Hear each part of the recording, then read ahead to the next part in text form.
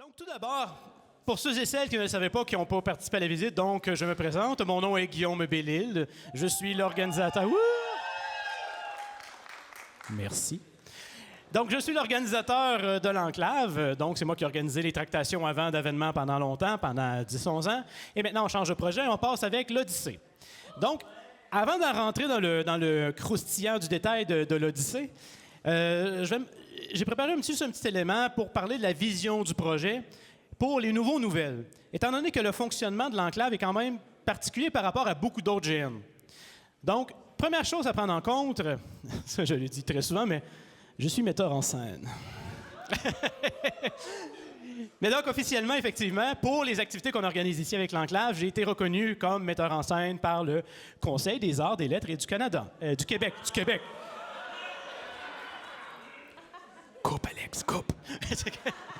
Et donc, le calque. Le calque finance donc le projet de l'Odyssée. Il a financé déjà quelques autres projets comme Batiscaf qu'on a pu réaliser. Il y avait un grand sous-marin ici. Les lettres de Whitehall, la première année. Donc, et maintenant, on finance l'Odyssée, pardon. Pour le projet. Donc, c'est grâce à eux que le tout peut voir le jour, de manière plus aisée. Sinon, ce serait beaucoup plus difficile. Donc, je suis effectivement reconnu comme metteur en scène par le CAL, ce qui permet d'avoir droit à ces aides-là, ce qui donne une tendance un peu plus, une orientation un peu plus artistique, culturelle à l'événement. Le GN peut prendre diverses formes. Ici, on essaie d'explorer, de mettre le plus l'accent sur le côté justement artistique, culturel, la co-création, la créativité ensemble. Donc, voilà. Quel est mon rôle en tant que metteur en scène? Je ne m'appelle pas metteur en scène. Là. Quand j'arrive ici, si vous restez pour le gala, peut-être, là. Mais quand j'arrive ici, j'ai pas un béret. Puis, metteur. C'est simplement parce que, après, ce que j'ai souvent remarqué dans les GN, c'est que l'une des failles qu'on a, c'est une faiblesse des fois inévitable, c'est que l'un des aspects qui est délégué à l'intérieur des GN, c'est le story, c'est le scénario. C'est, par exemple, on a un GN où il y a plusieurs nations, il y a plusieurs provenances, et puis on est, par exemple, 10, et chaque personne représente une provenance. Ce qui peut a une force, parce que ça fait en sorte qu'on est plusieurs à créer ensemble le tout, mais ça crée aussi des déséquilibres parfois entre les différents efforts, les différents investissements, la vision de la chose. Donc, moi, je fonctionne un peu par l'inverse. Ce que je conserve unifié, c'est le scénario, c'est le roleplay. C'est moi ça c'est dans ma tête. C'est moi le metteur en scène. C'est pour ça que j'ai écrit « Conserver une vision unifiée ». Lors des événements de l'Odyssée, lors des événements des tractations avant, vous le saviez, je me promenais partout. Maintenant, vous m'interrompiez et vous disiez « Hey, je peux-tu envoyer mon armée de chameaux attaquer les dromadaires là-bas? » Puis là, je disais « Mets tout dans une enveloppe, puis je verrai après. » Fait que ça, je pouvais faire ça avant, parce qu'il y avait du jeu géopolitique à l'extérieur du jeu. Bien là, il n'y en aura plus. Ça va se passer tout ici en salle. Donc, moi, mon rôle maintenant, ça va être dans la régie, le bureau là-bas, et de m'assurer que tout ce que vous faites est cohérent. L'objectif étant de garder une vision unifiée et que les autres tâches à l'intérieur du jeu, les tâches de régisseur, les tâches d'animation, les tâches de gestion du son, peu importe les effets spéciaux, ça, on peut déléguer ça. Donc, c'est un peu comme ça que je fonctionne, et c'est pourquoi il n'y a pas... Vous ne verrez pas beaucoup la notion d'équipe, à proprement parler. Ça ne veut pas dire que je suis tout seul puis que c'est un one-man army. Ça veut juste dire que souvent, il va de manière plus contractuelle, d'une certaine façon. Là, voilà. Donc, je tiens juste à le préciser parce que c'est peut-être différent un peu des GN qu'on voit habituellement, mais donc, ça passe par moi. Mais est-ce que ça fait en sorte que, c'est pour ça que j'ai écrit en bas, ouverture et humilité. C'est sûr que là, ça fait très bizarre de dire ça. Moi, je suis humble. Mais c'est quelque chose, c'est une valeur que j'essaie vraiment de faire attention, au sens où je suis conscient que cette position-là de moi qui décide, c'est moi qui m'enseigne, ça me donne énormément de pouvoir, entre guillemets. Mais j'essaie de rester humble face à ça et de rester à l'ouverture, ouvert justement à vos commentaires, à vos suggestions. Même qu'avant, puis ça va sûrement être la même affaire pour l'Odyssée, tout ce qui était le système de règles, tout ça, on en discutait très, très ouvertement à l'intérieur d'un groupe Facebook. Puis quand quelqu'un disait « ça marche pas », on en jasait ensemble. Moi, je proposais une idée, elle se faisait démolir complètement. Finalement, c'était autre chose, mais on en arrivait à quelque chose. T'sais. Donc, l'idée, c'est n'hésitez pas à venir me voir, puis ça va bien aller. Par contre, j'ai aussi une autre vision de la chose. Des fois, on me demande, tu as combien d'animateurs pour ton événement? Je vois pas ça comme ça. Pour moi, on est tous ensemble ici pour créer quelque chose. Je vois pas, à moins que quelqu'un fasse ce que j'appelle un labeur, une tâche laborieuse, là, genre, mettons, laver la vaisselle. En tout cas, des fois, il y a du monde qui aime ça, là, mais habituellement, les gens n'aiment pas ça. Mettons, monter la salle, la vaisselle, la cuisine, ou même, mettons, au niveau de jouer un personnage, baliser un PNJ, genre un soldat qui est juste là et il ne parle pas de la soirée juste parce qu'il faut qu'il ait l'air important. Tu sais. Ça, c'est une job plate. Donc, ça, c'est autre chose. Mais en général, je fonctionne beaucoup par l'idée qu'on est tous là pour avoir du plaisir. Des fois, il y en a que c'est jouer un personnage, développer des habiletés, faire du PVP, explorer l'univers. C'est leur plaisir. Il y en a d'autres qui viennent me voir et disent « J'aimerais ça jouer un PNJ pendant l'une des périodes de la soirée. » Eux, ils trouvent leur plaisir là-dedans. Donc, tous ensemble, on construit quelque chose, puis l'idée, c'est qu'on se fasse tous du fun là-dedans. Peu importe c'est où est-ce qu'on le trouve, pour autant que c'est socialement acceptable. Donc, c'est un peu la vision que j'ai de tout ça. Et justement, l'événement, c'est le fruit de l'action de chacun et chacune. Et je fonctionne beaucoup comme ça. Donc, moi, je dis que le scénario vient de moi, puis ça garde une vision unifiée, mais ultimement, moi, ce que je fais, ça vient de vous tout d'abord. C'est pour ça que j'aime beaucoup fonctionner par vos actions, rétroactions, ainsi de suite. Donc, ce qu'on construit ensemble dépend beaucoup de vous. Alors, c'est comme ça que je le vois. Autrement dit, même si le projet change, l'espèce de philosophie fondamentale qu'il y avait derrière les tractations, ça reste quand même. Donc, on est dans l'interaction, rétroactivité et tout ça. C'est juste que ça passe plus par des... C'est pas moi qui ai le PowerPoint. C'est lui. Je m'en allais changer la feuille. Mais donc, tu peux... Change, mon ami. Voilà. Non, mais là, faites pas ça. Commencez pas à vous ébahir à chaque fois. Donc, ce que je vais faire, j'ai opté pour une stratégie assez simple. Je voulais juste présenter les grandes lignes du projet. Et, comme vous avez peut-être remarqué sur le site Internet, il y a 3 guides sur le site de l'Enclave, sur le site de l'Odyssée. Il y a l'abrégé sur une page, l'aperçu de l'Odyssée sur une page. Il y a le guide abrégé, où j'enlève tous les flaflas de l'habileté et tout ça, puis il y a le guide complet. Donc, j'ai pris l'aperçu, qui tient juste sur une page, que j'ai d'ailleurs épinglé là-bas, puis on va repasser sur ces points-là, c'est comme 9 points, puis je vais approfondir un peu plus ce que je veux dire derrière ça, puis ça couvre pas mal tout le GN, disons. Après ça, si vous avez des questions plus de détails, là, moi, mon bonhomme, puis tu fais, bon, on en jasera après, mettons, parce que ça pourrait être long. Mais donc, on va juste rester en général. Donc, tout d'abord, premier point. L'Odyssée commence en 1925. Nous sommes dans le monde réel. Donc, ce n'est pas un univers inventé. Évidemment, il va y avoir des petites notions qu'on va ajouter dans l'histoire et tout ça, mais nous sommes vraiment en 1925, la première traversée, et les événements vont correspondre à la vraie date dans le vrai monde. Donc, c'est pas compliqué, vous ajoutez 100 ans. C'est aussi simple que ça. Donc, premier événement, 25 octobre, on est en 2025. 2025, nous sommes en 1925. Donc, après ça, en décembre, etc., etc. Donc, la saison 1, ça va être 25-26. Un point important à préciser tout de suite en commençant, l'événement, c'est basé sur l'histoire réelle. Par contre, il faut faire attention, ce n'est pas une reconstitution. Je sais que certains ont peut-être pu avoir peur, des fois en regardant le Discord, de faire « Mon Dieu, le monde sont crinqués. » Genre, j'ai pas cette forme de bouton-là de 1928. C'est correct. C'est normal que les gens qui aiment plus les costumes et tout ça en parlent plus, puis eux autres, s'ils veulent aller plus dans vraiment de la fidélité historique, aucun problème là, c'est parfait. Par contre, comme j'écris ici, l'histoire est une inspiration, non une restriction. Donc, on part d'une inspiration historique, mais par la suite, il ne faut pas s'y limiter.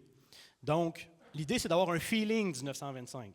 Si quelqu'un n'a pas le bon pantalon, si quelqu'un n'a pas le bon veston, si quelqu'un ne sait pas qu'en Roumanie, en 1924, un baron s'est fait assassiner, c'est pas grave. Je veux dire, on n'a pas besoin de savoir tout ça. Là, on ne veut pas coincer les gens avec des notions historiques. C'est une base, on crée à partir de ça, puis après ça, on va ailleurs. Parce que de toute manière, comme il est écrit ensuite, inévitablement, on ne fait pas une pièce de théâtre, on ne fait pas un documentaire. L'histoire, à partir de 1925, va changer. On va faire une histoire alternative. Peut-être que le pape va se faire assassiner. Oh! Empoisonné? Peut-être, je ne sais pas. Mais donc, nécessairement, ça va créer une histoire alternative qui va aller un peu ailleurs, disons. Donc, c'est une inspiration, mais non une restriction. Toujours garder ça en tête. Donc, on peut aider les gens à être plus fidèles, admettons, mais ce n'est jamais une obligation, puis on reste flexible. Voilà, merci. Donc, certaines personnes se demandaient, moi, mais Guillaume, c'est quoi 1925? Et je réponds, ouvrez Wikipédia. Non. Peut-être juste repasser, j'ai ramené 1925 en quelques points très généraux. Là, je ne donnerai pas un cours d'histoire ici, parce que, premièrement, c'est ça. Premièrement, je suis pas formé, ça va être long. Premièrement, je suis pas formé pour ça, puis deuxièmement, ça serait devenu trop long. Mais donc, juste ramener les points généraux qui peuvent amener une idée de la dynamique de l'époque. Donc, politique, idéologie. Donc, point le plus important en commençant. On est en 1925, la Grande Guerre a terminé en 1918, donc ça ne fait pas si longtemps que ça. Vos personnages ont tous connu la Grande Guerre, c'est tout passé quelque chose.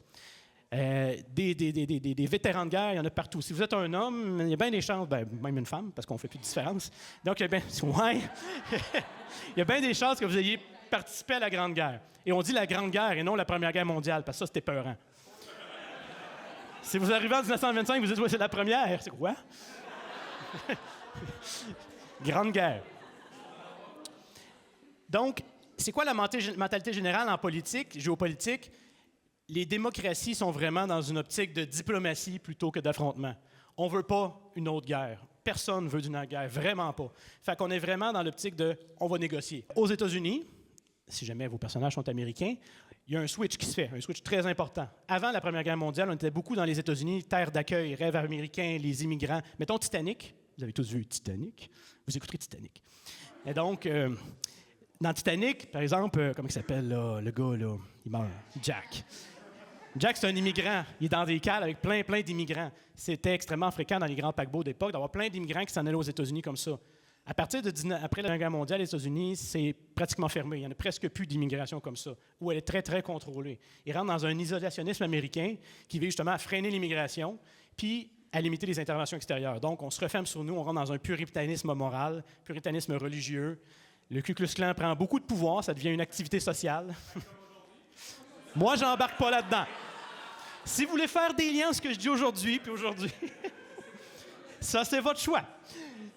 Mais donc, les États-Unis, on est beaucoup plus fermés, puis juste la notion de prohibition, par exemple, elle représente beaucoup ça. Donc, la prohibition est en vigueur à ce moment-là, l'alcool est interdite, et ça pourrait avoir une place importante dans le jeu. Oh! Les démocraties libérales persistent, mais les gens cherchent autre chose, les gens cherchent un sens. Les gens se demandent pourquoi est-ce que j'ai combattu à la guerre comme ça? Qu'est-ce que ça a donné? Où est-ce que je m'en vais? Je suis blessé, je suis estropié, j'ai pas de reconnaissance, qu'est-ce que j'ai? Et là, on s'en va ailleurs. On s'en va, par exemple, dans le fascisme. Le fascisme s'installe en Italie, mais aussi les nationalismes. Ouais. C'est là qu'on les spot. Mais donc, le fascisme s'installe en Italie. Mais donc, l'objectif du fascisme et de toutes les idéologies, en fait, de l'époque, c'est de trouver un sens à l'existence. Où est-ce qu'on s'en va? C'est quoi le sens de toutes ces tragédies-là qu'on a vécues? Et par exemple, la notion de lutte des classes était très présente par le communisme, le marxisme, mais le fascisme, il répond autrement. Plutôt que de dire « toi, tu es un prolétaire, toi, tu es un propriétaire, vous vous battez ensemble », le fasciste italien va dire « toi, tu es un prolétaire, toi, tu es un propriétaire, mais ultimement, c'est pas grave parce que vous êtes des Italiens. » Puis c'est plus important que tout le reste. Fait que c'est basé là-dessus. Mais, j'ai mis des petits astérix. Là, je parle du fascisme. Mais, dans notre jeu, dans l'Odyssée, il n'y aura pas de fascisme. Il y aura parce qu'on ne veut pas non plus effacer toute cette dynamique-là. Il y aura des dictatures, des régimes autoritaires. Mettons, Mussolini va encore être là. Je ne le remplacerai pas par... je ne sais pas inventer un autre nom italien. C'est ça, ça serait bizarre. Là. On garde les mêmes noms. Mais ça va être un autocrate nationaliste, populiste. Mais on ne rentre pas dans le fascisme. Pourquoi? Parce que le fascisme, foncièrement, est raciste, homophobe, transphobe, sexiste, misogyne. Donc, et on ne peut pas retirer ces notions-là du fascisme sans que ça soit plus du fascisme. Si on les enlève, ça devient une dictature autocratique, nationaliste, et c'est exactement ce qu'on va jouer. Donc, on ne joue pas le fascisme. Donc, ce mot-là n'existe même pas. Il n'y a personne qui a pensé inventer ça, cette histoire-là. Mais il y a quand même des nationalistes. Voilà. Le communisme, donc, gagne en influence aussi, un peu le pendant, qui est l'ennemi juré du fascisme, en quelque sorte.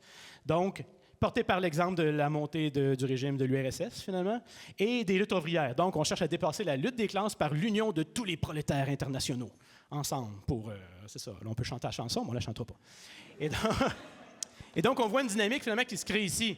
C'est une dynamique entre repli sur soi, nationalisme, versus internationalisme, des gens qui croient qu'il n'y a plus de frontières, qu'on est juste tous pareils partout, on est juste tous des ouvriers. Donc, c'est une opposition qui se crée là. Donc, je prends du temps pour ça parce que c'est quand même, au niveau géopolitique, c'est fondamental. Et ça, c'est pas juste en Italie, en Allemagne, en Espagne, en France. Il y en a des jeunesses françaises qui se promènent dans les rues et qui manifestent pour la gloire de la France, là, qui adorent le général Pétain et tout ça. Là. Le Pétain était là aussi, mais bon, en tout cas. Les empires coloniaux dominent encore. Les colonies sont encore très présentes. La Première Guerre mondiale, on aurait cru qu'elle aurait pu changer un peu les choses, mais non, au contraire, ça a même affaibli les colonies comparativement aux métropoles, et donc les colonies sont encore très présentes. L'Angleterre donne plus de pouvoir, mais les autres, c'est très là. Là, en Afrique, c'est encore extrêmement colonisé. Donc, ça amène des mouvements anticoloniaux qui commencent à surgir. Donc, ça peut avoir aussi une influence sur le jeu géopolitique à venir. Économie et société. Donc, force croissance industrielle, nous sommes dans les années folles, la Première Guerre est terminée. La Grande Guerre est terminée. Et donc, on tombe dans les années folles. Les États-Unis sont en isolationnisme, mais en même temps, au niveau culturel, rayonnent, première puissance économique et un modèle de modernité. La consommation se développe, les automobiles, les électroménagers, on commence à avoir des balayeuses, pour ceux qui peuvent se les payer, évidemment. Et c'est un peu ça l'enjeu. Il n'y a pas tant de monde qui peut se les payer. On n'est pas rendu dans l'idée d'une classe moyenne, disons. Par contre, en Europe, dans les vieux pays, les dettes de guerre sont extrêmement lourdes, pas juste en Allemagne et les pays vaincus, mais même les autres. En France aussi, c'est très lourd. Donc, l'économie ne roule pas parfaitement. Et les gens, c'est une des raisons pourquoi les gens se posent des questions, cherchent un modèle alternatif. Ils se disent, la démocratie, la République ne fonctionne plus, il faut trouver autre chose pour répondre à ces crises économiques-là. La jeunesse, surtout à partir de l'Amérique, justement, ça rayonne, le jazz, la danse, la mode, la liberté. Si vous prenez des photos d'époque, c'est pété, là. Il y a des gens qui prennent des photos qu'on n'oserait même plus prendre de nos jours, là. Donc, et un exemple que je donne, donc les femmes gagnent en visibilité, mais il y a encore des astérix. Pourquoi? Parce que dans l'univers de l'Odyssée, on ne jouera pas le sexisme. Les femmes et les hommes, et tout ce qui peut en voir entre les deux, peu importe. Mais donc, tout ça, on peut tous les gens jouissent des mêmes privilèges, des mêmes possibilités. Il peut y avoir des soldats femmes, des soldates, il peut y avoir des politiciennes femmes, peu importe, des infirmiers. Mettons, c'est pas équivalent, là, mais bon, on va dire. En tout cas, toutes les possibilités sont là. On ne jouera pas ça. Donc, cette notion d'émancipation-là des femmes, on n'ira pas de temps dedans. Puis un point important à mentionner aussi autour de ça, c'est que les potentiels problèmes, si admettons à un moment donné, en jeu, il y a un problème de sexisme qui émerge. Ce problème-là, on le voit plus comme un problème hors-jeu. C'est quelque chose qu'il faut régler de manière hors-jeu, que ce soit par les mécanismes de jeu, modifier l'histoire ou modifier la manière dont c'est construit. Parce qu'on ne veut pas jouer ça en jeu. Et ça marche dans les deux sens, autant au niveau négatif, faire preuve de sexisme, qu'au niveau positif, entre guillemets, faire preuve de sexisme inversé, ou je ne sais pas trop quoi. Favoritisme, admettons, ou quelque chose dans le genre. Pourquoi? Pas parce que ça serait une mauvaise chose, mais parce que si on amène cette idée-là de favoritisme, ça veut dire qu'on en rentre une trame de jeu. Et si on la rentre dans une trame de jeu, ça veut dire qu'il y a des gens qui peuvent s'y opposer. Et là, s'il y a des gens qui s'y opposent, là, vous voyez le problème arriver. Ça veut dire qu'il y a des gens qui vont dire « Toi, la femme, tu n'as pas le droit de faire ça. » Puis là, ouais, ben, puis là, on vient de rentrer en pleine main dedans. Fait que si jamais, par exemple, il y a un problème, mettons que vous dites « Il me semble que c'est difficile de participer à telle scène parce que je sens que c'est plus comme un boys club, quelque chose dans le genre. » Bien, ça, on en jase hors jeu, puis on essaie de régler ça hors jeu pour que ça devienne possible en jeu. Parce que ce n'est pas des réalités en jeu, finalement. Là. Ça, puis aussi l'homosexualité, la transsexualité et tout ça. Donc, tout ça, ça existe, c'est tout. C'est de la normalité, puis voilà. Donc, voilà. On continue dans la société. Urbanisation accélérée, les gens sont de plus en plus dans les villes. Inégalité sociale, donc les riches sont de plus en plus riches, les pauvres de plus en plus pauvres. Ça continue à s'accentuer.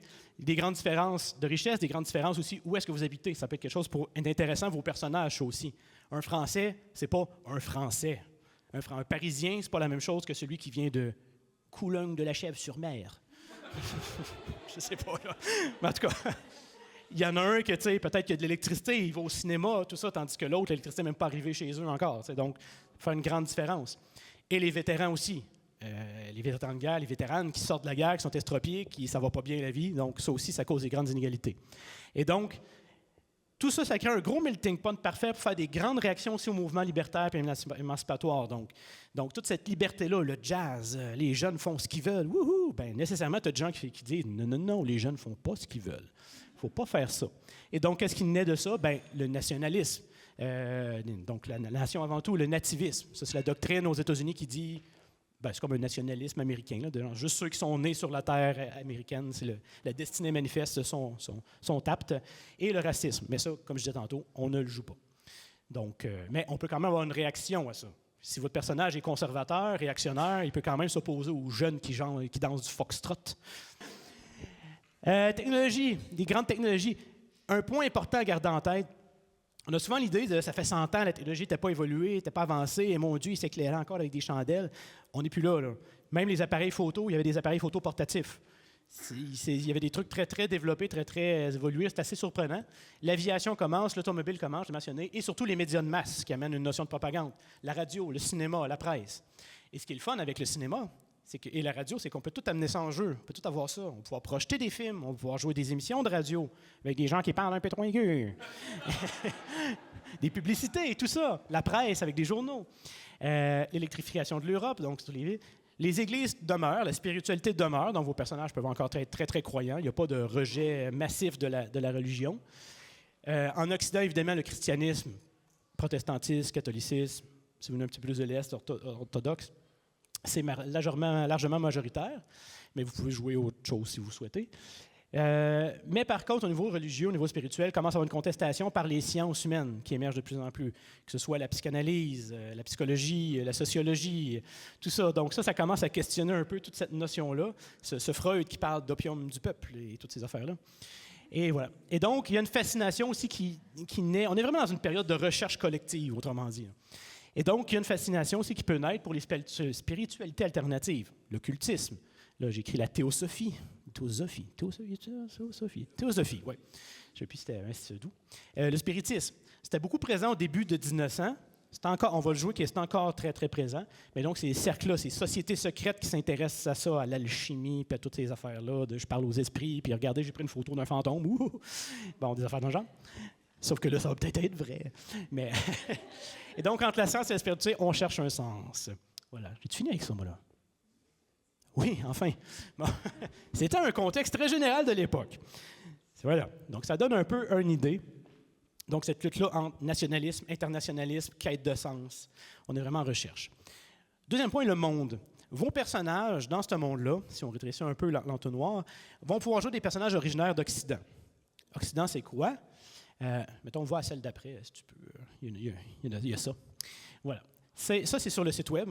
Là, présentement, vous ne pouvez pas voir, mais sur le site web, si vous allez dessus, vous pouvez tout cliquer dessus, puis ça vous dit tous les pays, puis tout. Là, ça ne marchera pas ici. Mais donc, ça, c'est pas mal les pays qui sont permis sur la base de données au début. Si vous souhaitez jouer un personnage qui vient d'ailleurs, c'est pas impossible. Mettons un personnage qui vient de Chine ou qui vient d'Inde ou quelque chose dans le genre, c'est pas impossible. C'est juste qu'il faut avoir une approbation. Pourquoi? Bien, toute la question d'appropriation culturelle, de respect culturel de ces notions-là, je veux juste, c'est pas compliqué, on ne veut pas de quelqu'un qui arrive ici et qui fasse un blackface ou qui se mette des yeux bridés ou des affaires dans le genre. On ne veut pas ça. Donc, on joue les Occidentaux, mais si vraiment vous êtes quelqu'un, mettons, vous êtes vraiment quelqu'un dont les parents ils viennent de Chine ou du Japon, peu importe, puis que vous avez une sensibilité à cette culture-là, bien, demandez-moi-le, puis ça va être possible de le jouer, il n'y a pas de problème. Parce que, comme j'ai mentionné pendant la visite tantôt, le fait qu'on est dans un monde véritable amène des contraintes supplémentaires de respect, de faire attention à ces réalités-là. On n'est pas dans un monde fictif, là. Si vous commencez à cracher sur un Coran, vous crachez sur un Coran. Ça doit être un personnage. Je ne suis pas sûr qu'ils vont prendre ça de même quand ils vont avoir des photos à l'extérieur. C'était mon bonhomme. Ouais, non. Fait que c'est les pays plus occidentaux, et c'est logique aussi parce que c'est les pays dans lesquels le navire va se promener. Donc, on se promène dans l'Atlantique, c'est un transatlantique, donc on se promène sur l'Atlantique aussi. On va jusqu'au Brésil, admettons, des fois, là. Puis au Maroc, mais en même temps, le Maroc, c'est une colonie, c'est correct. Et donc, on se promène un peu tout là. As-tu une main levée? Oui. Ça, c'est pas pour moi, mon conseil est déjà fait, mais est-ce que c'est possible de revenir des colonies? Mettons, je sais pas moi, un pied noir d'Algérie, maintenant. Ouais. Oui, donc la question, pour les gens à la maison, est-ce que c'est possible de jouer quelqu'un qui vient des colonies? Donc, oui, ça serait possible. Toutefois, parce que là, je les ai pas mis là, parce qu'il aurait fallu que je mette l'Afrique au complet, là, c'est toute une colonie. Mais dans ce cas-là, mettons, vous choisissez Empire britannique, et puis vous dites que vous venez ou mettons France, là, vous dites que vous venez d'Algérie, tout simplement. Si on n'ira pas jusque-là au niveau technique, vous avez quand même un passeport français, mettons. Fait qu'on va plus là-dedans. Ouais. Oui. Question, je sais qu'on n'a pas de racisme, mais on sort de la guerre, est-ce qu'on prend pour acquis qu'il y a des tensions entre différents pays, par exemple, entre un personnage français et un personnage allemand? Est-ce qu'il va par défaut avoir des frictions ou c'est à leur discrétion? Oui. Donc, s'il n'y a pas de racisme, est-ce qu'on fait des conflits entre nations? Ça peut rester. C'est justement, c'est là qu'il y a une nuance. C'est là probablement que la ligne va être le plus difficile à garder, la ligne la plus fine, parce que on veut quand même des conflits entre nations. Je veux dire, c'est intéressant, ça fait du jeu pertinent. C'est juste qu'il faut rester peut-être davantage dans ce que font les gens, dans ce qui s'est réellement passé, plutôt que dans des accusations de ce que sont les gens. ou dans des préjugés. T'sais, admettons, justement, pas commencer. Ben là, je peux pas rien dire sans être raciste. mais non, mais même juste des préjugés, tu sais, dire, on sait bien, les Irlandais sont tous de même, tu sais. Mais on peut arriver, mettons un Anglais peut dire, ouais, mais c'est bien, l'Irlande, tout ce que vous voulez, c'est vous faire sécession, puis il y a ça 2 ans, vous avez tué le premier ministre, puis bon, peu importe, là, vous avez des attentats. Tu sais, il y a les plus de même. Il reste quand même que l'Allemagne a voulu envahir l'Europe, là, tu sais. Fait que ça, on peut quand même dire, ben, tu sais, les Allemands, on se méfie, là, tu sais, c'est pas la première fois que vous êtes dangereux pour la France, mettons, tu sais. Mais c'est effectivement, ça, c'est dans la subtilité. Il faut faire attention. Puis, tu sais, je garantis pas qu'à un moment donné, ça ira pas un petit peu trop loin ou quelque chose dans le genre, mais c'est là qu'il faut apprendre à se corriger puis faire attention, tu sais. Derrière ça, l'idée, c'est toujours être respectueux. Là. Fait que, voilà. Puis pas mettre des affiches racistes. Là. On peut revenir en haut, si tu peux. Oui, merci. Donc, vos personnages viennent d'Occident. Le Magellan, qui est le navire, est un lieu de rencontre des intérêts. Le premier événement, je n'ai pas écrit ici, mais en tout cas, ça va se mettre plus tard. Le premier événement va être un peu un déclencheur. Là, vous ne savez pas trop encore pourquoi. Qu'est-ce qui fait en sorte que pourquoi je vais revenir sur le navire à tous les mois, genre, puis je fais oui, de chaque bord de l'océan comme ça. Il va se passer des choses. Le premier événement va être plus dirigé, disons, va être un peu moins habituel. Et ça va, vous allez comprendre un peu qu'est-ce qui pousse à ça, mais ça reste quand même que vos personnages vous allez devoir faire un effort aussi de votre côté, vous demander, OK, il faut que je trouve une raison pourquoi j'y retourne. Parce qu'à un moment donné, vos personnages peuvent aussi dire, ben j'y vais plus, là. À un moment donné, ça va faire, là. Mais ça ne sera pas juste mauvais. Là. Vos personnages peuvent aussi sortir heureux. Faites attention avec ça. Mais donc, c'est un lieu de rencontre des intérêts qui va devenir un lieu de rencontre d'intérêts international. Donc, ça va être un lieu important. Et la géopolitique, donc, va être en salle, comme j'expliquais tantôt. Donc, ça se passe vraiment en jeu. Il n'y aura pas de petites cartes, de petits papiers qui disent t'as une armée ou peu importe, j'envoie mon contact là-bas. C'est vraiment, ça se passe en salle. Il y a des mécanismes qui vont permettre d'envoyer des missives un peu. Vous allez avoir des articles de journaux qui vont vous arriver, des émissions de radio, du cinéma, peu importe, toutes ces affaires-là. Mais donc, ça se passe toujours ici en salle. Et c'est pas, du moins sauf exception, c'est pas vos personnages qui vont aller partout dans le monde. C'est pas vos personnages qui, vous débarquez en France puis dites, bon, les événements, je suis allé voir la béatification du pape. Non. Vous avez quelqu'un, un proche, qui est en Italie, mettons, puis qui vous envoie une missive, puis qui dit « Hey, j'ai vu le pape se faire paper, là. » C'est pas couronné, là. C'est en tout cas... Non, c'est ça, c'était chill. Mais donc, voilà. Alors, ça se passe beaucoup par intermédiaire parce qu'on veut garder le jeu en salle et éviter... Parce que c'est ça la conséquence des tractations. Là. C'est un peu pourquoi j'ai fini par changer de projet par rapport aux tractations. C'est qu'à un moment donné, quand on crée un univers à l'extérieur, puis vous avez toute votre petite part d'univers à l'extérieur, c'est un arbre qui grossit comme ça. Et au bout de 10 ans, ça devient monstrueux. C'est terrible. Même moi, je suis plus capable de m'y retrouver. Fait qu'on veut garder ça en salle pour garder un certain contrôle. Il va quand même avoir un arbre, mais plus une fougère, mettons. Plus viable.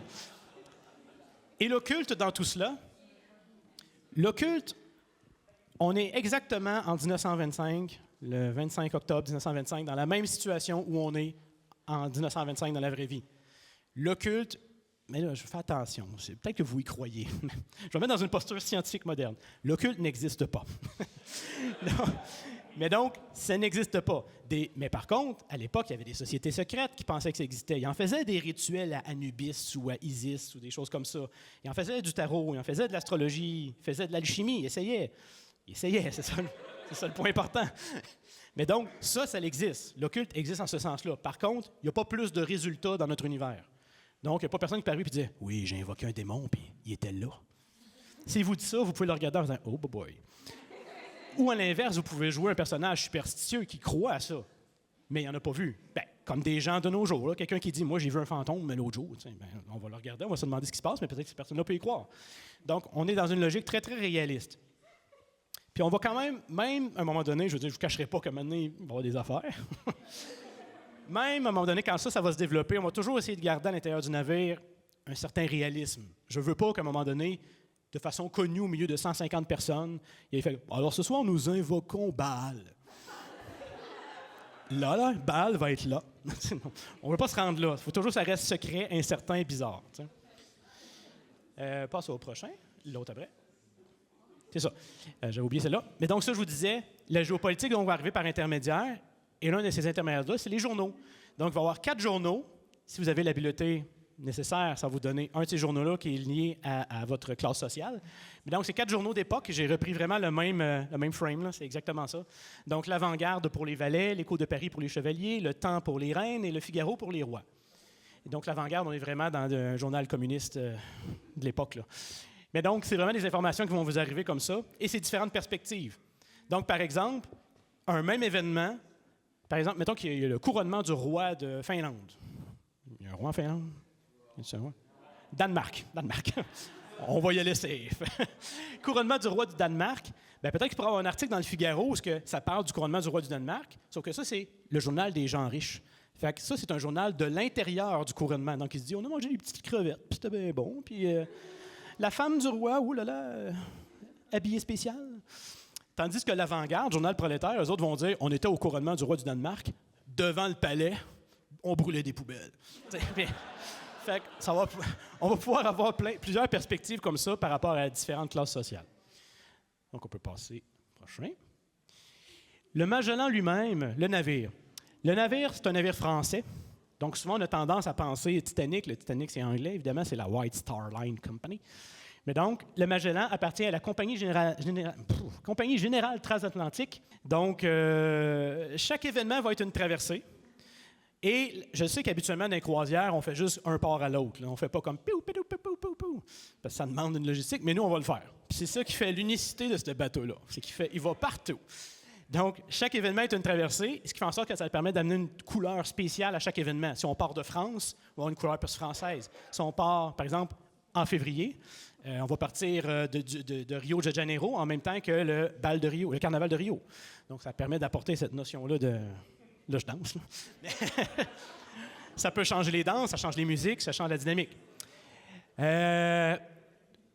Lors de la soirée du Magellan, ça, c'est vraiment, je le répète parce que ça va être important, c'est un peu comme si on avait 3 mini-événements dans la soirée. Évidemment, c'est continu, là, il n'y a pas de coupure entre chaque, mais c'est comme 3 événements.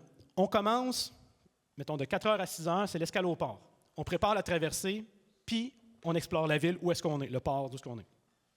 Donc, ça, on va être surtout dans la première partie là-bas à l'entrée. Donc, c'est l'endroit pour recevoir ses journaux, pour recevoir ses lettres, pour discuter ensemble de rumeurs, pour préparer ses plans, ces affaires-là. Aussi, on va préparer, dans les locaux inutilisés, on va pouvoir faire des missions en ville, des trucs, même, admettons, quelque chose de plus mondain. On pourrait organiser, par exemple, une gang de 15 personnes qui vont visiter, quand on est à New York, qui vont visiter la Statue de la Liberté. Puis là, ça fait une espèce de scène, on crée une scène ensemble, ils visitent ça, puis il y en a un qui tombe en bas du bateau, puis wow! Ça fait quelque chose à jaser par la suite. Ça devient burlesque. Mais donc, c'est aussi l'endroit pour faire du commerce, etc. Ensuite, la soirée mondaine, de 6 à 8. Ça, c'est les mondanités. La politique, les négociations. Donc là, on ouvre la salle ici, on ouvre les autres locaux, sauf le cabaret et le casino. Et il y a plus de danse. Il va y avoir de la nourriture. La nourriture va être à ce moment-là. C'est ça. Donc, plus des mondanités. Puis après ça, la nuit et le navire part. Donc, le navire commence à s'en aller sur la mer. Et la dernière partie, c'est la nuit à bord. On baisse les lumières. Ça devient plus sensuel. Mais donc, on joue plus dans la discrétion. Ça va des sabotages, des plans spéciaux à faire, un rituel, casser une jambe de quelqu'un, une réunion syndicale, des affaires dans le genre. Vous pouvez faire ça à ce moment-là. Et celles qui ne voudront pas trop jouer ce risque-là vont pouvoir être dans le cabaret, qui va être un peu la safe zone. Il n'y a rien qui peut saboter le cabaret. Il y a maintenant la lumière, elle ne fermera pas, puis on ne fera pas un fantôme. Là. Il n'y a rien qui se passe là. C'est vraiment la safe zone pour les gens qui disent « Nope, nope, nope, nope. » Voilà. Donc, on peut passer. C'est sûr qu'après ça, il va falloir se demander pourquoi votre personnage est à bord. Ça, je l'ai expliqué un peu tantôt. Premier événement comme un événement déclencheur. Et il va avoir une relation un peu amoureuse avec le navire. Au sens où je sais que des gens sont habitués de participer des fois aux affaires de l'enclave, puis on est un peu plus Lovecraftien, puis des affaires là. Le problème avec les affaires Lovecraftiennes, c'est que ça finit toujours mal. Tu meurs ou tu deviens fou. Il n'y a pas rien d'autre. Puis c'est ça que je voulais pas, parce qu'à un moment donné, pour un one-shot, pour un événement unique, c'est correct là, de dire tu joues la terreur, puis tu joues « Oh mon Dieu, c'est horrible ». Mais à un moment donné, tu te dis « Pourquoi je retourne là, moi? » Ça fait comme 6 fois par année, aller sur le bateau, me faire varger dessus par un démon, c'est bizarre. Fait qu'évidemment, si vous allez dans ces affaires-là, plus de trucs horribles, il va en avoir des affaires horribles. Mais ça ne veut pas dire que c'est nécessairement ça. Votre bonhomme, votre personnage peut bien finir. Ça peut bien se terminer. Ça peut être une fin douce amère, une fin de « OK, je quitte le bateau heureuse ou heureux, mais en même temps, j'ai perdu quelque chose. » Bon, peu importe. Mais donc, vous allez avoir un travail à faire autour de ça. Et l'objectif de tout ça, finalement, le message derrière tout ça, la réflexion, c'est toute la question de l'héritage du personnage. C'est qu'est-ce qu'on laisse derrière nous après la mort ou après notre retraite ou à la fin de notre vie ou quelque chose dans le genre. Donc, l'idée, c'est de réfléchir à ça. Qu'est-ce que vous allez laisser derrière vous à la fin? Donc, entre la tragédie, la gloire et la sérénité. Voilà. Ça, c'est le bateau. J'ai rien à dire. Bien, ça, c'est le plan, je vous l'avais montré. Ça, il va être accroché. Puis ça, c'est mon plan, parce que c'est un plan de dessus et un plan de bas en haut, les différents étages. Fait que ça est un peu plus secret, mais j'ai tout modifié. Là. C'est écrit, regarde, 25 barres du Parthénope, il est là, dans les petits bonhommes. Mais bon, en tout cas, c'est le plan du bateau. C'est bon, il n'y a rien à dire là-dessus. Les personnages. Vos personnages, vous savez déjà probablement, mais 4 types de personnages qui correspondent à 4 statuts sociaux. Donc, et ces statuts-là sont beaucoup inspirés. En général, ça revient souvent à toutes les notions d'arcanes, les arcanes de tarot. Donc, ça, c'est des arcanes mineurs. Donc, les valets. Donc, les valets, c'est tout ce qui est comme un pauvre, un ouvrier, un matelot, un paria. Des individus en bas de la société qui vivent un peu au jour le jour ou qui peuvent rapidement se ramasser dans la rue, disons. Même un domestique. Un domestique, s'il se fait sacrer dehors, il est fini. Il faut qu'il se trouve un autre domestiqué. Un autre propriétaire, je sais pas. Mais en tout cas, donc les valets, les plus pauvres. Les chevaliers, qui sont des petits bourgeois. Donc un propriétaire, un épicier, admettons, un professionnel, un notaire, un journaliste, un avocat, je sais pas, toutes ces affaires-là, un livreur bien nanti. Je sais pas. Voilà. Les reines, c'est des personnages fonctionnaires et porte-parole d'organisation. C'est des gens qui sont... Il n'y a pas de lien entre votre genre et le genre qui est là. On dit toujours reine. Fonctionnaires et porte-parole d'organisation. Donc ça, c'est des gens habituellement qui ont quand même de l'influence et de la richesse, mais que s'ils se font sacrer dehors, ils perdent tout. Ou ils peuvent rapidement se ramasser chevalier ou même valet. C'est par exemple un prêtre. Un prêtre qui est l'Église catholique s'occupe de lui très bien, mais si à un moment donné, il dit Yo, Satan! Bon, il vient peut-être de perdre sa place. Ou un diplomate, un ambassadeur, un représentant d'une riche compagnie, ou on doit faire dans le genre. Et finalement, les rois, des individus fortunés ou de la haute société, des propriétaires d'usines, des riches aristocrates, des politiciens, des politiciens, ouais, à l'époque, il n'y avait pas tant de nuances, là, mais des gens puissants, voilà. Et derrière ça, les groupes, y a-t-il une place pour les groupes? Oui, mais non. Au sens où il n'y a pas de groupe officiel, il n'y a pas de système de groupe, mais vous pouvez en faire un quand même. C'est que les groupes, déjà, en GN, sont favorisés. Étant donné que vous êtes plusieurs, vous êtes une gang à l'intérieur dedans, vous échangez des informations, vous pouvez faire une synergie. Vous avez déjà des avantages, donc le système ne vient pas vous en rajouter. Mais vous pouvez faire une famille, vous pouvez faire une petite gang syndicale, vous pouvez faire un riche et ses domestiques, ou enfin, dans le genre. Ça, il n'y a aucun problème à ça. Évidemment, si vous arrivez et dites on est 20, on va se faire une gang de communistes, là, c'est ouais, là, peut-être jaser un peu, là. Ça va débalancer. Mais voilà. Et voilà. Et donc, il y a un grand lien entre l'arc narratif que vous allez avoir, votre développement roleplay de votre personnage, et la technique. Je commence par la fin, hein, en tout cas. Vos personnages ne peuvent pas mourir en salle. On ne peut pas arriver et dire « Toi, t'es mort ».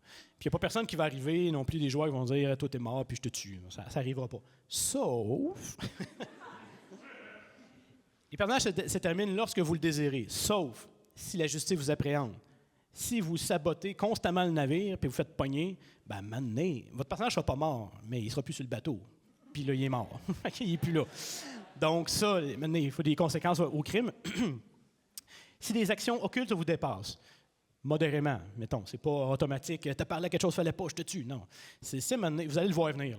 Si maintenant vous êtes rendu loin, puis maintenant je vous dis, là, tu sais que ça devient spécial ton affaire. Vous allez avoir le temps d'arrêter, mais bon, ça pourrait arriver. Et si vous avez atteint la limite d'évolution technique. Suivante, mon cher. Qu'est-ce que ça veut dire? C'est qu'il y a un lien étroit entre l'évolution roleplay et l'évolution technique. Si vous souhaitez atteindre les derniers paliers d'évolution, vous devez faire évoluer le roleplay de votre personnage, l'arc narratif de votre personnage. L'objectif, c'est d'éviter que des gens accumulent des habiletés pas sans jamais rien faire, mais sans jamais partir, et puis sans... Bon, en tout cas, tout ça. Donc, l'idée, c'est qu'au début, on crée son personnage. Je n'expliquerai pas tout ce qui est là, mais donc, au début, on crée son personnage. Votre personnage est au premier niveau, qu'on appelle l'éveil. L'éveil représente un peu le présent du personnage, dès le premier événement. Vous avez accès à des habiletés tiers 1. Vous pouvez en choisir une. Vous avez un maximum de 5 habiletés. Si vous ne faites rien de plus, vous ne soumettez pas d'intrigue, vous n'allez pas plus loin, vous pouvez continuer à jouer indéfiniment à l'éveil de votre personnage. mais vous n'irez pas plus loin. Vous allez juste être limité au niveau technique. Pour passer à l'illumination, qui est comme définir le passé de votre personnage, là, c'est après 2 événements et avoir soumis l'intrigue de son personnage. L'intrigue, c'est un peu comme le background privé, son historique, me donner des perches pour que je puisse les insérer en salle. Que vous ne soyez plus juste un visage qui se promène sur le navire, mais vous êtes quelqu'un. Il y a une raison pourquoi vous êtes là, vous avez vécu une tragédie, vous cherchez quelque chose, puis on peut jouer avec ça. Et ça permet de passer aux habiletés tiers 2. Et là, il y a un maximum de 10 habiletés. Et après ça, l'héritage, ça, c'est le futur.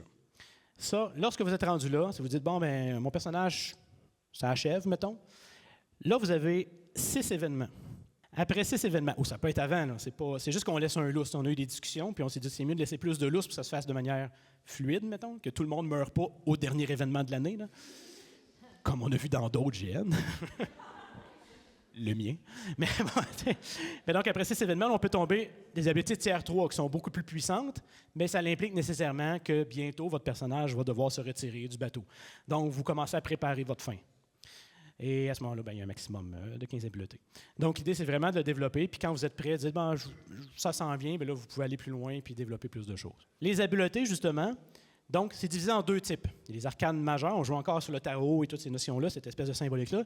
Les arcanes majeures, qui sont des habiletés actives en salle, des trucs que vous pouvez faire en salle. Donc, utiliser la radio, diriger le navire, casser une jambe, soigner une jambe, tourmenter quelqu'un, des choses comme ça. Donc, c'est des trucs que vous pouvez faire et tout le monde peut acheter toutes les habiletés actives. Il n'y a pas de problème, il n'y a pas de restriction.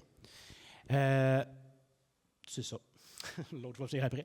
Les arcanes mineures, ça, c'est des habiletés passives qui dépendent de votre statut social. Donc, si vous êtes un valet, vous n'aurez pas les mêmes possibilités que quelqu'un d'autre. Ils sont relativement miroirs, là, symétriques, là, il n'y a pas de grande différence, mais ça détermine. Fait que si vous chutez, ça change les choses. Mais donc, ça, c'est des activités plus passives. C'est, par exemple, ça augmente votre revenu. Ça vous permet de recevoir un article de journal au début du jeu. Des affaires dans le genre. Voilà. Puis, c'est 3 habiletés. C'est ça. Puis chaque arcane a 3 habiletés. Je pense, essaye donc, mettons. Ah, voilà. C'est ça. Donc, ça, c'est un exemple d'arcane majeur. Les amoureux. C'est juste faire inspiration du tarot. Ça, c'est le messager. Fait que le messager, ça, c'est plus ce qui est lié aux communications, la radio, toutes ces choses-là. Fait que, mettons, vous avez le tiers 1, bien là, vous pouvez envoyer des missives à l'extérieur gratuitement. Tiers 2, là, à ce moment-là, vous avez l'utilisation du télégraphe et du... OK, oui, c'est ça. Tiers 2, communication, là, vous pouvez avoir le code Morse puis utiliser la radio. Puis tiers 3, bien là, on rajoute une couche de plus que vous avez des contacts spéciaux à la radio. Vous pouvez parler à des créatures sous-marines et tout ça. Et donc, voilà. Et comment est-ce qu'on acquiert les habiletés? Il n'y a pas de point d'expérience. Il n'y a pas de truc passif que, genre, je stack des trucs puis à un moment donné, j'achète des habiletés. Ça marche par accomplissement. C'est très basé sur la confiance, là. On s'entend. Vous pouvez acquérir une habileté, peu importe le tiers, par événement. Vous l'acquérez, vous la gagnez. Vous la gagnez en faisant des actions en jeu qui justifient l'acquisition de l'habileté. Admettons que vous voulez apprendre à utiliser la radio. Bien, vous trouvez quelqu'un en jeu qui sait utiliser la radio, puis vous dites hey, « Je peux-tu regarder comment ça marche? » Puis là, juste ça. Puis après, à la fin de GN, vous écrivez dans votre résumé de GN, votre journal de bord, « J'ai fait ça, je voudrais cette habité-là. » On évalue, on fait « OK, c'est correct. » Puis on l'ajoute. Puis tu sais, il n'y a pas de genre « Non, t'as oublié. » On ne veut pas donner de liste d'épicerie, finalement. Puis c'est pour ça qu'en bas, il y a des inspirations. Tu sais, par exemple, les amoureux, c'est genre livrer, c'est des actions. Livrer quelque chose, étudier quelque chose, observer quelqu'un, assister quelqu'un, communiquer quelque chose, créer des contacts. Donc, des inspirations. Et là, vous êtes libre d'y aller un peu comme vous souhaitez. Vous pouvez même fonctionner à l'inverse. Vous pouvez même faire votre résumé de GN dans votre journal de bord, puis me dire, dis-moi ce que je gagne. Puis là, c'est moi qui décide ce que vous gagnez. Mettons, vous dites, j'ai dansé toute la soirée, je ne sais pas ce que je gagne. Bien là, je te donne un truc du genre artiste. Là. Je ne sais pas quoi, mais peu importe. Mais donc, voilà. Alors, ça marche par accomplissement. Et l'occulte. Ouh! C'est tout barré! Comme je disais tantôt, je ne répéterai pas tout parce que, c'est ça, inexistant au départ. Rien qui prouve que ça marche au début. C'est pas Lovecraft, comme je mentionnais tantôt, parce que je veux que ça finisse bien des fois. Par contre, on va s'inspirer davantage du véritable occultisme, l'occultisme historique, celui écrit dans les livres, celui que vous pouvez trouver dans toutes les bonnes bibliothèques. Donc, Lars Goetia, les leçons d'Hermès Trismégiste et tout ça. Mais donc, il y en a plein de livres occultes, tout ça qu'on peut aller chercher. Donc, on va plus s'inspirer de ça, à proprement parler. Ça peut mal virer aussi, là. Mais on va être plus dans une notion réelle qu'une notion d'occulte à la Lovecraft. Par contre, pourquoi c'est comme ça? Puis c'est le même aussi dans le livre de règles, c'est caché. C'est que ces habiletés-là, vous ne savez pas c'est quoi. Vous ne pouvez pas dire hey, « moi, je veux faire... je ne vous dirai pas. » Ça a passé proche. Mais donc, vous ne le savez pas au début. Ce n'est pas trop ce que vous recherchez, mais ça requiert une initiation, justement. Ça va peut-être être de tomber sur un livre mystérieux ou quelqu'un qui vient vous chercher et fait comme « je sais faire des choses. » Et là, vous allez apprendre des choses. Et donc, vous allez le découvrir. Voilà. C'est pour ça que c'est écrit « requiert une initiation ». Voilà. Autre élément, donc, si on sort des habiletés, il n'y a pas de grande fiche de personnage avec plein de... Oh, une question. Une question par rapport aux habiletés cachées. Oui. Comme justement, ça se développe quand on fait quelque chose en salle, est-ce que c'est quand on fait un résumé de notre activité, on dit « Ah, j'aimerais ça avoir l'habileté tiers 2 des amoureux ». Toi, tu fais comme « Ouais, mais finalement, avec ce que tu as fait, non, tu développes le tiers 1 de la pièce, puis tu n'as pas le choix, puis c'est ça ce que tu fais. » Non, je vous nuirai pas. Non, j'irai pas. Non. Toi, tu meurs, puis toi, tu vis. Non. Donc, est-ce que je peux vous imposer une habileté parce que j'estime que c'est plus logique que ce que vous voulez? Non, je ne ferai pas ça. Là. C'est pas... Mais en fait, c'est que pour l'occulte, c'est que tu développes. Tu vas juste avoir. Mettons que tu assistes à un rituel, quelqu'un t'a initié, puis tu veux pas ça, ben tu vas juste arriver et dire j'ai rien compris. Là. Je meurs black complètement. Et comme c'est passé des affaires, j'aime pas ça. Puis je veux plus. Et d'ailleurs, ça peut être comme ça que votre personnage réagit. Là. Je veux dire, je ne l'ai pas mentionné, mais l'occulte, votre personnage peut jouer plus superstitieux, du genre, oh, tu sais, les fantômes, ma mère, j'ai déjà vu ma mère, moi, elle est morte il y a 10 ans, mais tu sais, je l'ai vue. Tout comme vous pouvez jouer, genre, l'horreur absolue, là, genre, que c'est ça un esprit, ça se peut pas. Voilà. Donc, si on passe plus au niveau fiche de personnage, de technique, il n'y a pas de grande fiche de personnage, mais il y a 3 notions vitalité, psyché, destin. La vitalité, c'est la santé physique. Tout le monde a 2 points de vitalité au début. La psyché, c'est la santé mentale, psychique, tout ça. Tout le monde a 2 points de psyché au début. Vous pouvez en perdre 2, donc. Qu'est-ce qui arrive quand vous arrivez à 0 d'un des 2? Vous gagnez 1 point de destin. Le point de destin, c'est une conséquence. C'est parce que c'est un peu une leçon apprise des autres événements en salle qu'on a fait parce que, évidemment, les gens ne peuvent pas vous tuer, contrairement à un GN de terrain. Fait que maintenant, on se demande, qu'est-ce que je peux faire à cette personne-là qui n'arrête pas de me faire suer? Je ne peux rien faire. C'est comme j'ai déjà tué toute sa famille puis il s'en fout. Fait que, qu'est-ce que je fais? Bien, le point de destin, c'est un peu ça. Quand vous faites infliger un point de destin, vous tombez à 0 de vitalité, admettons, vous venez à la régie, je vous donne un point de destin et je le prends en note. Le point de destin, c'est une petite broche qui va être accrochée ici, sur votre costume. Vous pouvez en avoir plusieurs. Et les points de destin, essentiellement, c'est comme des faveurs. C'est à un moment donné, moi, je vais avoir la liste, puis ça facilite beaucoup la chose d'avoir une liste visuelle. À un moment donné, on va pouvoir vous demander pour le story, je vais te voir, mettons, je vais voir Fred, puis je dis à son personnage, Fred, t'as une femme, t'as un point de destin, fait que donne-moi ton point de destin, puis tantôt, ta femme, elle va peut-être faire une crise cardiaque, puis tu ne l'aideras pas. Fait que là, je t'oblige à ne pas l'aider. Fait que pour une scène, pour une action, je vous oblige à faire quelque chose. C'est ça. Et donc, ça va toujours passer par l'organisation, l'encaissage des points de destin. Il y a des habiletés de tiers 3 qui permettent d'acheter un point de destin à quelqu'un. Sauf que ça va quand même passer par l'organisation.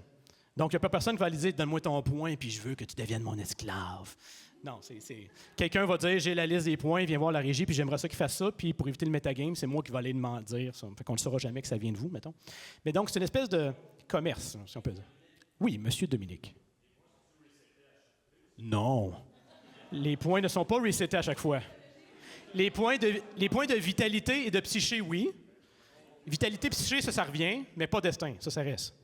Ben non, ça serait de la pression sur moi. C'est comme vite, les points de destin, vite. Faut que j'y consomme. Et la cabine, je pense, c'est la dernière partie, en fait. La cabine. Donc, vous allez tous avoir une cabine. Donc, ça, c'est les classes. Ces classes-là, il n'y a pas de différence entre elles. Il y en a juste des plus belles, il y en a des moins belles, tout ça. Ce qui fait une différence, c'est que juste après, tout le monde commence avec un compartiment. Compartiment, c'est juste comme une petite chambre. Votre personnage, il peut être très riche, mais il commence en première classe dans une petite chambre. Puis ça peut être amélioré. Vous pouvez améliorer votre cabine, passer de compartiment à une chambre, à une suite. Ça va coûter des sous. Donc, essayons, mettons, de passer au prochain. Je ne sais pas si j'ai une image des cabines. Ah oui, j'ai une image des cabines. Donc, les cabines, à quoi ça sert? C'est vraiment roleplay. C'est pour... Il y a comme une... on ne le voit pas trop là-bas, parce que j'ai croppé un peu, mais il y a une étagère, il y a une bibliothèque. Dans la bibliothèque, les habiletés que vous avez vont toutes être représentées par un objet. Chaque fois que vous avez une habileté, il y a un objet qui apparaît dans votre bibliothèque. Et sinon, vous pouvez aussi avoir des décorations, des toiles, des statues, un chat, des choses comme ça. Et ces choses-là peuvent être mises dans la cabine. Ça permet juste d'être beau. C'est comme l'aspect Sims un peu du jeu. Mais vous aimez ça. Sauf, ça a un rôle à un moment donné, parce que cette cabine-là, il y a des habiletés qui permettent d'aller les cambrioler. Donc, quelqu'un peut aller cambrioler votre cabine, voler des décorations, voler des équipements, et là, à ce moment-là, il y a des conséquences. Et la décoration de votre cabine peut vous donner du prestige aussi, des affaires dans le genre, mais c'est rien de game changer. Là. C'est vraiment juste... Ça fait quelque chose de beau qui peut être visité. Même certaines cabines pourraient aussi avoir une histoire, avoir un historique, avoir quelque chose être hanté, peu importe, des choses comme ça. Et même théoriquement, rien ne vous empêcherait d'avoir comme 8 chats dans votre cabine. Puis finalement, comment est-ce qu'on se paye tout ça, ces belles choses-là? L'économie. Un élément important de l'économie, c'est qu'il n'y a pas d'accumulation, ou du moins l'accumulation est très, très différente.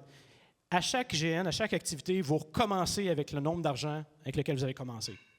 Donc, si au début, tout le monde a 12, il y a des francs internationaux. Les francs internationaux, c'est du papier-monnaie. Il y en a des exemples sur la table là-bas. Donc, c'est du papier-monnaie. C'est pour les riches. C'est comme la monnaie utilisée à l'intérieur de la Compagnie générale transatlantique, mettons. Puis l'heure, ça, c'est des pièces de monnaie. C'est des pièces de monnaie. L'heure représente 1 heure de travail à bord du Magellan ou dans l'intérieur de la Compagnie générale.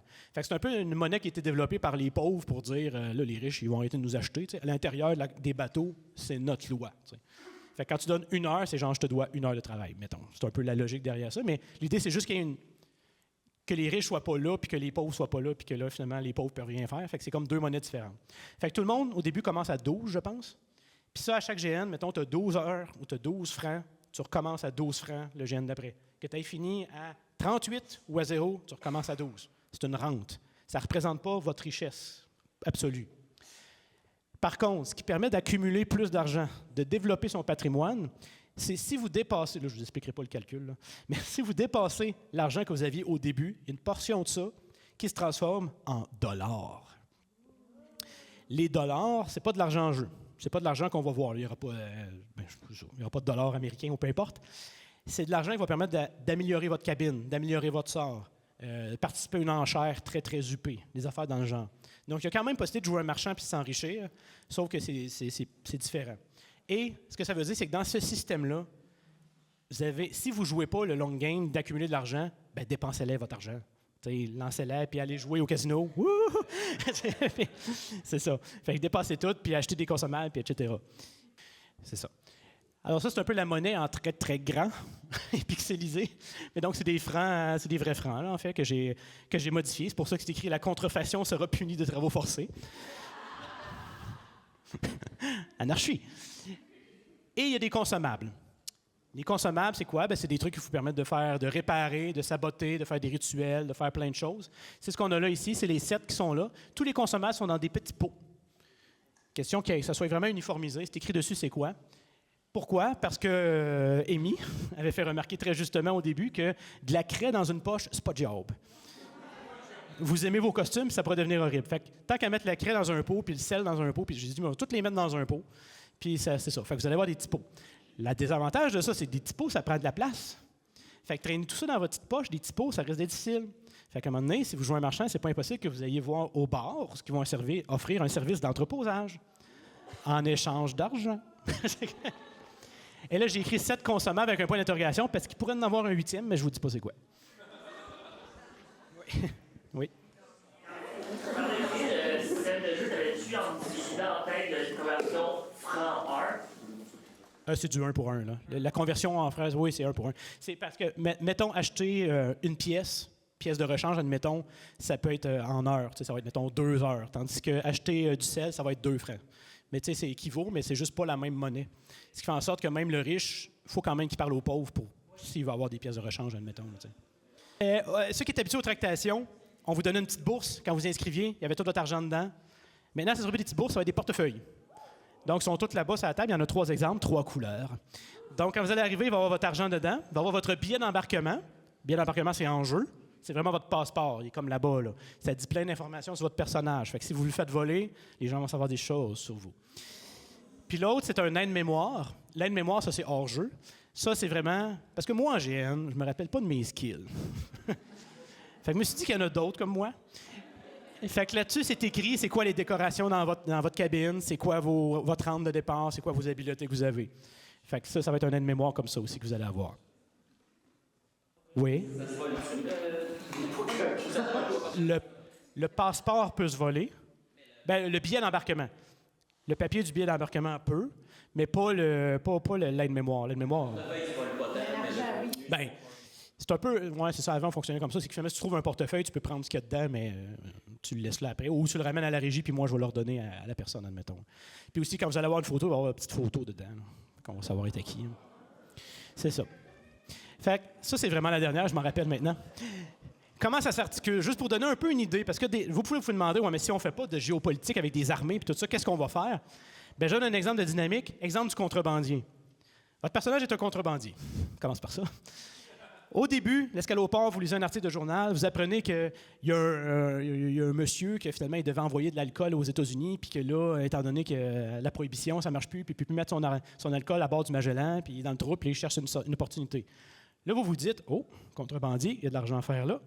Pendant la soirée, vous trouvez quelqu'un qui parle à la radio, comprise d'un contact radio, communique avec le port. Au port, relais par téléphone, communique avec le petit monsieur qui cherche un débouché pour son alcool. Le petit monsieur il parle avec vous, puis finalement, vous dites, on va aller le chercher, vous venez vous l'apporter avec un petit bateau qui va plus vite que le Magellan. Fait que là, viens me porter ton alcool. Fait que là, on se dit ça. Après ça, avec la carte là-bas, on regarde la carte. On fait, OK, ouais, mais le petit bateau va venir porter ça là. Puis le bateau, il s'en va là. Fait qu'il faut que le bateau s'en aille plus là. Donc, il faut qu'on ait affaire avec un navigateur qui va nous aider à aller là ou un saboteur qui va saboter le navire pour que ça aille là. Après ça, ben là, on sabote parce que tu es un contrebandier. Mettons. Mais là, pendant que tu sabotes, il y a un témoin. Qu'est-ce que tu fais? Contre les jambes. Intimider le témoin. Ultimement, tout ça fonctionne. Merveilleux. On amène ça, mission sur table. Donc, le bateau passe à côté du point de rencontre. On amène ça sur une petite mission sur table, 10-15 minutes. Puis là, on joue vraiment le point de rencontre. Vous allez chercher la caisse, puis il se passe des affaires. Puis après ça, le tout en évitant les adversaires. Puis là, ultimement, l'événement d'après, bien là, vous lisez un nouvel article de journal. Puis dans l'article de journal, c'est écrit, il y a le Magellan débarque de l'alcool à New York. C'est pas cool. Il faut respecter la culture locale. Et voilà. Et donc, c'est ça. Alors, c'est un exemple de ce que ça pourrait donner comme dynamique. Et voilà.